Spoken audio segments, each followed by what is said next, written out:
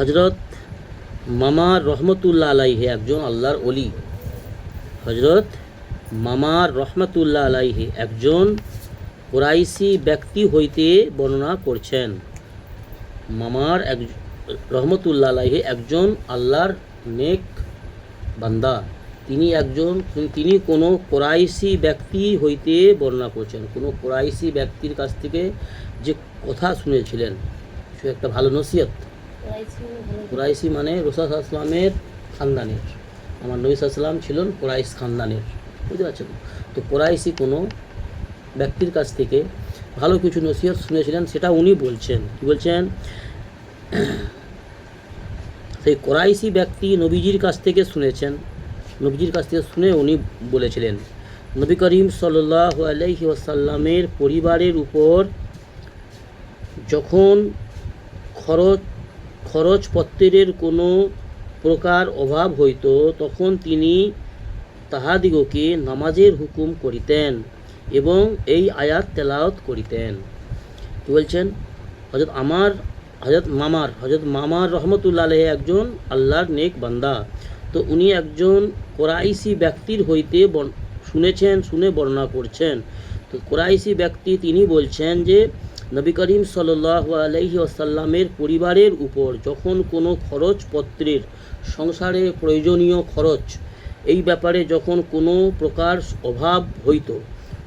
অভাব যখন আসিত নবী রাসূল সাল্লাল্লাহু আলাইহি ওয়াসাল্লামের ফ্যামিলিতে, সাংসারিক প্রয়োজনে যখন কোনো অভাব আসিত, তখন রাসূলুল্লাহ সাল্লাল্লাহু আলাইহি ওয়াসাল্লাম ফ্যামিলির সমস্ত মেম্বারকে, নারী, স্ত্রীগণ এবং সবাইকে কি হুকুম করতেন?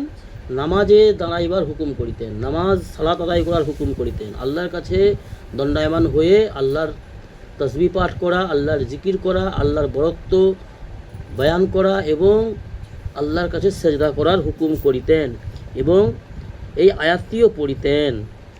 এই আয়াতের ভাবার্থ এরকম, অর্থ নিজ পরিবারস্থ লোকেদেরকে নামাজের হুকুম করুন। জি, আল্লাহ বলেছেন প্রত্যেকটা মুমিন বান্দা বান্দিদেরকে। কোরআনের আয়াতে আল্লাহ কি বলছেন? যেহেতু রাসূল সাল্লাল্লাহু আলাইহি ওয়াসাল্লামের উপরে কোরআন অবতীর্ণ হয়েছে, সেহেতু আমাদের সকলের জন্য, প্রত্যেক মানুষের জন্য, খাস করে মুমিন মুসলমানদের যেটা করণীয়, আল্লাহ কি করতে বলছেন? নিজ পরিবারস্থ লোকেদেরকে নামাজের হুকুম করুন এবং নিজেও নামাজের পাবন্দি করুন। আল্লাহ সুবহানাহু ওয়া তাআলা বলছেন নিজেও নামাজের পাবন্দি করুন। আল্লাহ বলছেন আপনার নিকট রিজিক চাহি না। আল্লাহ বলছেন আমি আপনার নিকট রিজিক চাই না, রিজিক আপনাকে আমি দেবো। আল্লাহ বলছেন আপনার রিজিক তোমাদের কাছ থেকে আমি চাই না। আল্লাহ সমস্ত বিষয়ে পাক, আল্লাহ সমস্ত অ্যাব থেকে পাক, অর্থাৎ রিজিক দেওয়ার মালিক তিনি আল্লাহ। আল্লাহর রিজিকের প্রয়োজন নাই। আল্লাহ রিজিক সমস্ত সৃষ্টি জগৎকে আল্লাহ রিজিক পৌঁছে দেয়। আল্লাহ বলছেন রিজিক আপনাদের কাছ থেকে আমি চাই না, রিজিক তো আমি আপনাদেরকে দেবো এবং উত্তম পরিণতি তো কেবল পরহেজগারীদেরই। উত্তম পরিণতি অর্থাৎ উত্তম সফলতা, কামিয়াবি, সুব্যবস্থা শুধুমাত্র পরহেজগার ব্যক্তিদের জন্যই। যাদের আল্লাহর সঙ্গে তাল্লুক, সম্পর্ক ভালো, তাদের জন্য সমস্ত উত্তম পরিণতি, সফলতা, কামিয়াবি, সম্মান, সমস্ত কিছু পরহেজগার, নেক, আল্লাহর ফরমাবরদার বান্দাদের জন্য। এখানে আল্লাহ রব্বুল আলামিন হুকুম করেছেন নামাজের জন্য। প্রত্যেক মুসিবতে, প্রত্যেক পেরেশানিতে, প্রত্যেক সুখে দুঃখে, যখনই কোনো রকম বিপদের সম্মুখীন হবে, কোনো রকম প্রয়োজনের সম্মুখীন হবে, তখন আল্লাহর কাছে সেজদা করার আল্লাহ আদেশ করেছে, নামাজ পড়ার কথা। কিন্তু আমাদের সমাজে 95% মানুষ, আমাদের মা বোনেরা, নারীজাত এবং আমাদের সমাজে পুরুষরা, যারা বেদাতি বিশেষ করে, তারা কি বলে নামাজ পড়লেই জান্নাতে যাওয়া যায়, শুধু নামাজ পড়লেই হয়ে যাবে। নামাজ হচ্ছে সব থেকে বড় আল্লাহর আহকাম। ইমান আনয়ন করার পরেই যদি আল্লাহ রসুল সাল্লাম প্রত্যেক ব্যক্তিকে যারা ইমান আনয়ন করেছিল, আল্লাহকে আল্লাহ স্বীকার করেছে, মুহাম্মাদুর রসুল্লাহ সাল্লামকে নিজের রাহবার পথদর্শনকারী যারা মেনেছে, তাদের জন্য সর্বপ্রথম আদেশ এবং সর্বশ্রেষ্ঠ আদেশ সেটা হচ্ছে নামাজ। যার নামাজ নেই তার কোনো ধর্ম নেই। যে নামাজ আদায় করে না তার কোনো ধর্ম নেই, অর্থাৎ সে ইসলামকে মানে না। ইসলামকে কবুল করেছে কিন্তু ইসলাম মানে না, সে মুসলমানের মধ্যে নেই। আমাদের সমাজে দুঃখজনক বিষয় এইটাই, 97% মানুষ নামাজ থেকে দূরে, পরচর্চা, গীবত, চুগলিতে ব্যস্ত। আর তারপরেও আল্লাহর নাফরমানি সারেআম করছে, খুলেআম করছে, আল্লাহর নাফরমানি, কুফরি করছে, শিরক করছে, গীবত করছে, সুদের সঙ্গে জড়িত, তারপরেও আল্লাহর সাহায্য চাইছে এবং জান্নাতের আশাবাদী আমাদের মুসলমান সমাজ। আবার এমন কিছু মানুষ রয়েছে আমাদের সমাজে, বেশ কিছু রয়েছে অনেক, যারা 5 ওয়াক্ত নামাজ আদায় করে, অনেক নারী। এই যে আজকে নারীটা যে ইন্তেকাল হলো, যা জানাজা হলো, সেই মানুষটার মধ্যে নিশ্চয়ই ভালো গুণ ছিল, অবশ্যই ছিল। আমার যতটা জানা মতে, যতটা আমি আমার জ্ঞানে দেখেছি বা তাদের আশেপাশে সবাই আমরা জানি, কম বেশি সবাই জানে যে নারীটার মধ্যে পর্দা ছিল, নারীটার মধ্যে ভালো গুণ ছিল, নেক আমল ছিল, নেককার ছিল।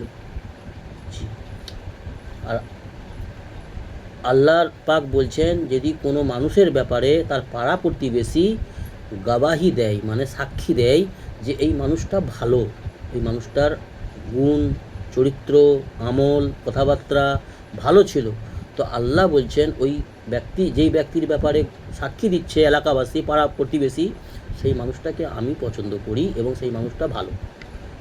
জি, তবে যাচ্ছে কী বললাম, যদি কোনো ব্যক্তির ব্যাপারে পাড়া প্রতিবেশী, আত্মীয় স্বজন, এলাকাবাসী যদি সাক্ষী দেয়, বেশিরভাগ লোক, যে ওই ব্যক্তিটা ভালো, সে যে বেঁচে থাক বা ইন্তেকাল হয়ে যাক, যদি বলে ওই ব্যক্তিটা ভালো, যদি বেশিরভাগ লোক বলে, 10-এর মধ্যে 7 জন, 100-র মধ্যে 75 জন, 80 জন লোক যদি বলে ওই ব্যক্তিটা ভালো, ব্যবহার, কথাবার্তা সব দিক, তাহলে ওই ব্যক্তিটা আল্লাহও বলছে ভালো।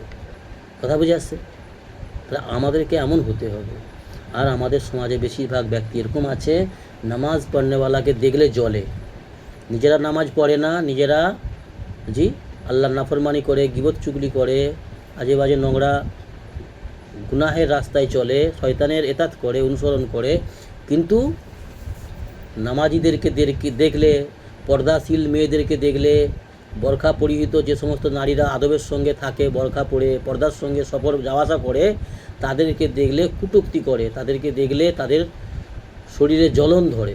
এরকম মানুষ আমাদের সমাজে এরকম অনেক আছে, যারা বেপর্দা, তারা পর্দাওয়ালিকে দেখলে জ্বলে। আর যারা বেনামাজি, শিরক করে, কুফরি করে, বেদাতি করে, তারা দিনদার, নেককার, 5 ওয়াক্ত নামাজ আদায় করনেওয়ালাকে, সুন্নতের উপরে আমল করনেওয়ালাকে দেখলে জ্বলে। আর এইগুলোই হচ্ছে মুনাফিক কাফিরদের আলামত, যারা জ্বলে আর মুখেও অনেক কিছু বলে, যে আজে বাজে মুসলমানদের ব্যাপারে, 5 ওয়াক্ত নামাজ আদায় করনেওয়ালাদের ব্যাপারে অনেক কিছু নোংরা জিনিস বলে। সেই জন্য নিজেও নেক হওয়ার চিন্তা চেতনা করা এবং অন্যদের নেক হওয়াতে খুশি হওয়া। দুনিয়ার ব্যাপারে প্রতিযোগিতা করতে আল্লাহ নিষেধ করেছে, দুনিয়ার অর্থ সম্পদ কামানোর ব্যাপারে প্রতিযোগিতা করা বা হিংসা করা আল্লাহ নিষেধ করেছে, কিন্তু দিনের ব্যাপারে, নেক আমল করার ব্যাপারে প্রতিযোগিতা করা আল্লাহ আদেশ করেছে এবং ঈর্ষা করার আদেশ করেছে। ঈর্ষা মানে কম্পিটিশন, বা কেউ হয়তো দান সাদকা করছে, জাকাত দিচ্ছে এবং নেক আমল করছে, আর কেউ সুন্নত মেনে চলছে, কারো ঘরের মেয়েরা, বাচ্চারা দিন ইসলাম মেনে চলছে, আমাকেও চিন্তা চেতনা করতে হবে এবং আমাকেও ওর সঙ্গে কম্পিটিশন করার চেষ্টা করতে হবে, যে আমিও বাচ্চাদেরকে, নাতিপুতিদেরকে দিনদার বানাবো, আমার ঘরেরা মেয়েরা পর্দার সঙ্গে থাকবে, আমিও নামাজ 5 ওয়াক্ত আদায় করব, সুন্নত রাখবো। এই ব্যাপারে ঈর্ষা করা জায়েজ আছে। ঈর্ষা মানে প্রতিযোগিতা, কিন্তু আজকের দিনে দুঃখজনক 99% মানুষ, 99% মানুষ দুনিয়ার ব্যাপারে হিংসা করে। ওদের ছেলেরা উন্নতি করে নিচ্ছে, ওদের ছেলেরা এই করে নিচ্ছে, আমার ছেলেরা পাচ্ছে না, ছেলেদেরকে হারাম পথে ঢুকিয়ে দিচ্ছে, হারাম রোজগারের জন্য ইঙ্গিত করছে বা আগ্রহ করতেছে। এগুলো ভালো জিনিস নয়, দুনিয়ার প্রতিযোগিতা ভালো জিনিস নয়। যেহেতু দুনিয়া ছেড়ে যেতে হবে, দুনিয়ার সমস্ত কিছু ক্ষণস্থায়ী, দুনিয়ার সমস্ত কিছু পরীক্ষার বস্তু। আখেরাত হচ্ছে চিরস্থায়ী, আখেরাত হচ্ছে আসল। আখেরাতের জন্য প্রতিযোগিতা করা আল্লাহ পাক জায়েজ করেছে। আল্লাহ আমাদের দিন ইসলামের সহিহ বুঝ দান করুন এবং নেক আমল করার তৌফিক দান করুন। আল্লাহুম্মা আমিন। সুবহানাল্লাহি।